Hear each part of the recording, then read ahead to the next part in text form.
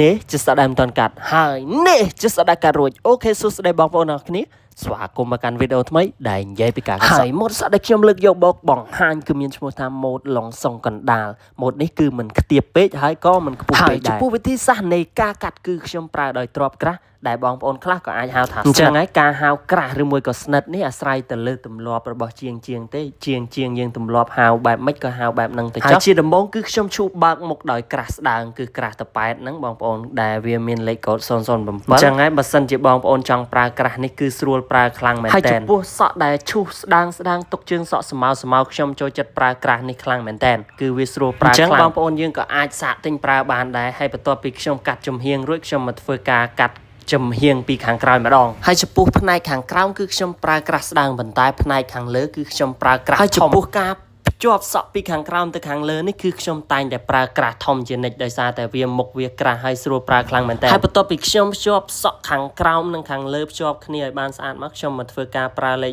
0.5ដើម្បីបណ្ដេញស្មៅឲ្យកាន់តែម៉ត់បាទហើយបន្ទាប់មកទៀតខ្ញុំមកធ្វើការច្រឹបជើងសក់ដើម្បីឲ្យមានរាងបន្ទាប់មកទើបយើងកោរវាបន្ថែមឲ្យកាន់តែចេញរាងជើងសក់ឲ្យច្បាស់ឲ្យកាន់តែស្អាតផងដែរការច្រឹបកោរជើងសក់នេះបងប្អូនបើសិនជាយើងកោរពេកដូចខ្ញុំធ្លាប់និយាយអញ្ចឹងគឺអត់ស្អាតពេកទេហើយបើយើងកោរបញ្ឈរពេកក៏អត់ស្អាតដែរហើយជើងសក់ក៏ដូចគ្នាបើសិនជាយើងយកធំពេកក៏មិនសូវស្អាតទូចពេកក៏មិនសូវស្អាតអញ្ចឹងយើងលៃមើលមកល្មមបន្ទាប់ពីយើងច្រឹបជើងសក់ឲ្យចេញរាងមកយើងត្រូវតែកោរវាបន្ថែមដើម្បីឲ្យចេញរាងកាន់តែច្បាស់ជើងសក់កាន់តែច្បាស់គឺកាន់តែស្អាតដូចខ្ញុំធ្លាប់និយាយប្រាប់បងប្អូនយើងហើយថាការកោរនេះគឺអត់អាចចោលបានទេសម្រាប់ខ្ញុំហើយចំពោះបងប្រុសនេះសក់គាត់ក៏ជាប្រភេទសក់បាសសក់តសៃធំអញ្ចឹងហើយគាត់មិនឲ្យខ្ញុំកាត់ខ្លីពេកទេគ្រាន់តែយើងតម្រឹមវាឲ្យស្មើហើយសាប់ឲ្យរាងស្ដើងបន្តិចរួចជាការស្រេចហើយចំពោះប្រភេទសក់បាសបែបនេះគឺយើងកាត់ខ្លីពេកគឺដឹងតែបាសកន្លែងកាយ៉ាវហើយបងប្អូនអញ្ចឹងបងប្អូនប្រយ័ត្នកន្លែងកាយ៉ាវសក់នឹងបន្តិចតែយើងកាត់រៀងខ្លីដឹងតែបាស 100% ហើយចំពោះប្រភេទតសៃសក់ធំតសៃ